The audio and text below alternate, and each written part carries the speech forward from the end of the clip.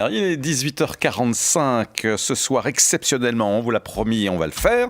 Forum va se transformer en arène et on va parler de mirmillions, de rétières, de sécoutoirs, bref, de gladiateurs. De Sécoutor. Pardon. L'actualité, c'est bien sûr la récente sortie en salle de Gladiator 2, un blockbuster qui a coûté plusieurs centaines de millions de dollars. Extrait de la bande-annonce. Je prends cette cité pour la gloire de Rome. Tu as quelque chose en toi, une rage. Ne t'en défais jamais. Gladiator 2 du réalisateur Ridley Scott. Ce film et l'art de la gladiature, plus généralement, on va en parler avec vous. Yann Fantis, bonsoir. Bonsoir, Yann Fantis, directeur de cascade, enseignant, passionné par les arts martiaux. Vous avez créé une école unique en Suisse. On y enseigne l'art de la gladiature. Ce film, tout d'abord, Gladiator 2, est-ce que vous l'avez vu ? Je l'ai vu. Est-ce qu'il vous a semblé réaliste ? Non. Non, malheureusement, c'est un film d'entertainment, de divertissement, mais historiquement, par rapport au réalisme, par rapport ne serait-ce qu'aux gladiateurs, on est très très loin. Qu'est-ce qui vous a fait tiquer, du coup ? Il n'y a pas de gladiateurs. Ah, c'est pas chaud ça. Il y a des hommes qui se prétendent des soldats, ils reconstituent des batailles, ils combattent avec une rondache et un glaive de soldats qu'on trouvait sur les champs de bataille, mais absolument pas dans l'arène. Après Jésus-Christ, il y avait évidemment des gladiatures, ce qu'on appelle les armaturae, qui étaient le mirmillon, comme vous l'avez cité, d'ailleurs très bien, au-delà du sécoutor. Hein, mais voilà, c'était des personnages qui étaient là, c'était des sportifs. Ouais. On a beaucoup d'idées reçues d'ailleurs sur ce métier, hein, par rapport à ce qu'on en sait. Et justement, le cinéma était propage souvent un certain nombre d'erreurs. Et là, on est en plein dedans. C'est un délire sanguinaire, sanguinolent. Oui, moi, j'ai pas comme le disent les jeunes, j'ai pas kiffé. Oui. Mais Yann Fantis, est-ce que c'est vraiment possible de se rapprocher de la réalité historique, de savoir exactement comment on se battait lors des combats de gladiateurs ?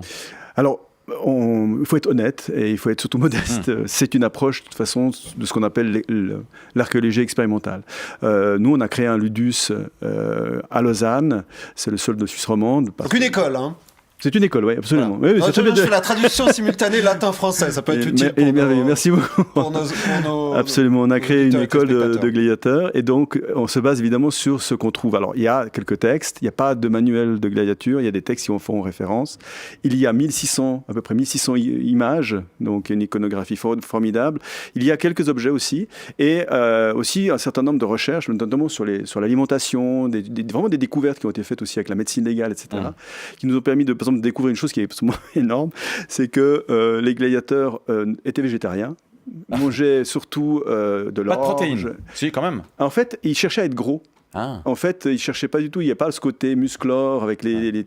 C'est comme des lutteurs au fond. Exactement, pourquoi ? Parce que la graisse sous-cutanée permet de protéger les muscles et les nerfs des coupes.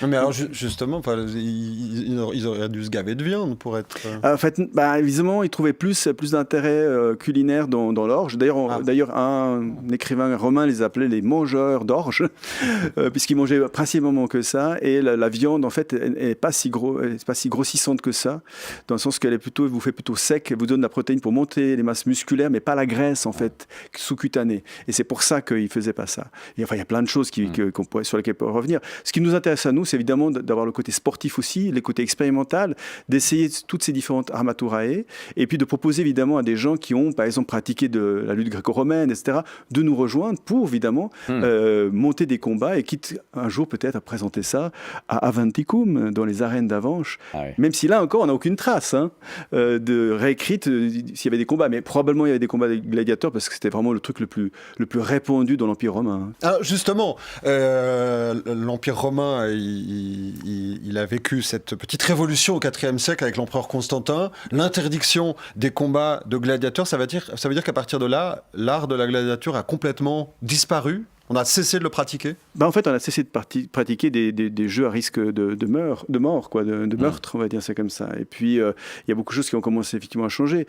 Surtout qu'en plus, il y avait tout un aspect aussi religieux derrière. Ce qu'on oublie souvent, c'est que la gladiature vient en fait de cérémonies funéraires. C'est là où ça avait commencé en fait. Et après, c'est devenu un jeu sportif.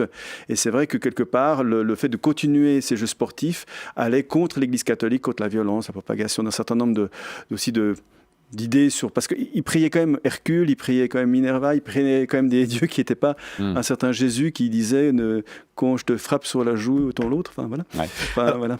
Venons-en à votre école, à vous. Bien sûr. Yann Fantis, qu'est-ce qui vous a décidé, au fond, à ouvrir cette école dédiée précisément à la gladiature? Quel a été le déclic? Mon intérêt absolument gigantesque pour l'histoire et pour aussi quelque part la révélation de l'histoire. C'est-à-dire que malheureusement le cinéma et aussi un certain nombre de choix politiques passés, dans la Révolution française, pour d'autres périodes, a fait des choix d'instruire les gens de manière erronée, exprès. Et moi, ça m'a toujours un petit peu gêné.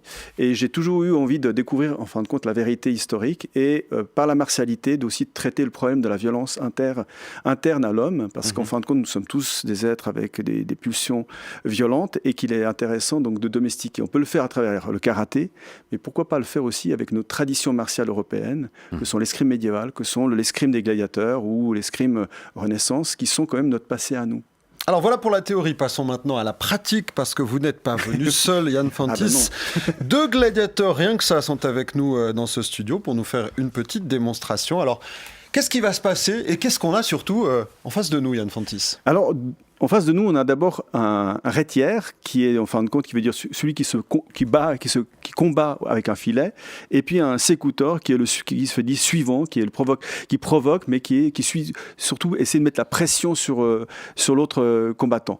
Là, on va commencer avec une chose qui est très simple, c'est l'élément de combat premier qui est la mise en combat par le verbe pugnater. Donc, est-ce que vous êtes prêts ? Voilà, pugnater. Donc là, on va avoir quelqu'un qui va essayer de saper le système de bouclier. Voilà. Ouais. On va essayer de passer le système de protection. Bon, on n'a pas beaucoup d'espace pour ça. Là, toujours, vous voyez, c'est toujours de côté. On continue. Il peut aussi essayer d'utiliser le filet pour aller aux jambes. L'autre va chercher à toujours rester derrière le mur pour éviter les coups. D'accord ? Et enfoncer. Voilà, et là, il l'a touché. Donc, Alors, ce qui est important quand même de préciser, pour ceux qui n'assistent pas à cette scène d'une violence rare, c'est donc qu'il y a le rétière avec son trident, son filet, finalement une protection assez sommaire, il n'est pas vraiment très bien protégé contre les coups. Et puis en face, par contre, il y en a un qui est beaucoup mieux harnaché, c'est le sécutor, voilà, avec son casque, son bouclier, son glaive. Comment ça se fait qu'ils ne soient pas tout à fait à armes égales, les deux ? Parce qu'ils représentent des entités symboliques différentes et que le but c'était aussi la diversité. C'est un jeu, c'est quelque chose qui est du domaine aussi de l'entertainment, comme on dit. Et le public adorait effectivement de voir des gens combattre de manière différenciée. Le rétière est quelqu'un de très mobile, d'accord. Il va utiliser son filet. Là, il peut pas vraiment l'utiliser à cause de l'exiguïté, mais il peut choper aux jambes, il peut choper par-dessus. Et le sécutor, évidemment, représente la stabilité, notamment du soldat romain avec son bouclier. Et donc ça, c'est quelque chose qui était aussi très prisé dans la symbolique, notamment des Romains. J'ai lu que dans la Rome antique, certains considéraient que le rétière n'était pas un vrai combattant, parce qu'il esquivait un peu les coups, il était plus sur un mode défensif, et au fond, il tenait presque plus du clown que du vrai combattant. Alors, c'est pas tout à fait faux, effectivement, puisque c'est l'une des seules armaturae vraiment divergentes. Si vous prenez les autres, Myrmillon, Sécutor, même le Plomaque, etc., le Thrace, sont des personnages qui se ressemblent assez. Là, il est vrai qu'il y a Neptune. En fait, c'est toujours l'héritage de cette symbolique du Neptune, en sachant que les combats, en fait, ne s'arrêtaient que par l'épuisement, la blessure. On ne les arrêtait pas comme ça. C'était voilà. Alors, par exemple, si on part du principe que le sécutor, David, d'accord, tu es épuisé et tu veux arrêter, qu'est-ce que tu ferais ? Voilà. S'il est épuisé, David, si tu es épuisé, qu'est-ce que tu fais ? Tu vas mettre genou en terre et tu vas indiquer de deux doigts, d'accord ? Tu vas indiquer de deux doigts ton adversaire qui a été meilleur que toi. Parce que souvent dans les casques, en fait, on sait qu'à peu près les tests, c'est à peu près 3 minutes 50, 4 minutes maximum avant que la personne rentre en apoxie. Donc, donc ils ne pouvaient pas combattre très longtemps. Et donc c'était le public après qui, effectivement, le plus souvent, s'ils étaient méritants, ne les tuaient pas. Il y a très peu de gladiateurs qui sont en fait morts dans l'arène. C'était des des sportifs qui étaient très chers, le public adorait ça. Il y a eu quelques-uns qui ont été égorgés parce qu'ils combattaient mal, ça pouvait arriver bien sûr. Mais l'image de gladiateurs continuellement massacrés, etc., c'est une idée complètement fausse par rapport à la vraisemblance de ce qu'on a comme trace. Donc là, les deux combattants qu'on a dans le studio avec nous évoluent les deux dans votre centre de formation. Est-ce qu'il y a aussi des gladiateuristes? Je ne sais pas si le terme est approprié. Alors on a eu, maintenant il y a, les études et le travail fait que des gens s'écartent parfois de suivre des parcours sportifs. C'était le cas, mais oui, alors on a eu une Amazone en fait. Hein. Ah. Oui, on a eu une Amazone. Il y a eu des femmes gladiateurs, elles étaient souvent archers, mais pas que. Donc nous, on est tout à fait prêts à accueillir des femmes qui sont prêtes effectivement à tenter l'aventure d'être une gladiateur. Quelle tranche d'âge, les cours? Alors pour la gladiature, on prend à partir de 14 ans, pas avant, puisque il y a un certain matériel qu'on va avoir, et si la personne a envie de se former avant, elle va suivre un cursus plus standard, notamment d'escrime artistique et d'escrime historique qui est non sportif, qui va être plutôt chorégraphique. Et qui sont vos élèves? Quel profil ils ont typiquement? Il y a de tout Alors écoutez, entre les différentes disciplines, puisque j'ai aussi la discipline sabre laser, et puis la discipline aussi de gens qui aiment bien le commando avec le côté airsoft, on a vraiment des publics différents. Moi, par exemple, à Genève, j'ai une femme qui fait du sabre laser, qui est pilote de jet. Voilà, j'ai des personnes qui font une école d'art. C'est le cas de Colin, par exemple, notre traitière, qui fait une école d'art. Il est passionné, il est un fan de John Howe, par exemple. Et puis, de l'autre côté, vous avez en face David, qui est, si je ne me trompe pas, ingénieur. Voilà, et qui cherche une place en doctorat, c'est ça, hein? En doctorat dans le domaine des fluides. Oui. Donc on ne peut pas dire que c'est. Oui, le profil socio-économique du gladiateur a beaucoup évolué finalement depuis l'Antiquité. Mais je crois qu'en fait, ce qui apporte les gens et qui amène les gens dans une école comme la nôtre, c'est en fait le rêve épique. C'est les gens qui sont restés à l'ère épique. Moi, c'était mon cas. Moi, ma mère m'a lu tellement d'histoires de chevaliers que ça m'a imprégné jusqu'à aujourd'hui. Voilà, j'arrive pas à m'en sortir comme Obélix dans la soupe. Donc en gros, avant de se quitter, Yann Fantis, votre message ce soir, c'est plutôt que d'aller voir Gladiator 2 en salle, inscrivez-vous plutôt dans mon école. Venez essayer et venez découvrir les vrais combats. In vivo. C'est où? C'est à Lausanne, c'est à Prélat, au collège de Prélat, pour ce qui est de la section, pour notre Ludus, l'école de Voilà.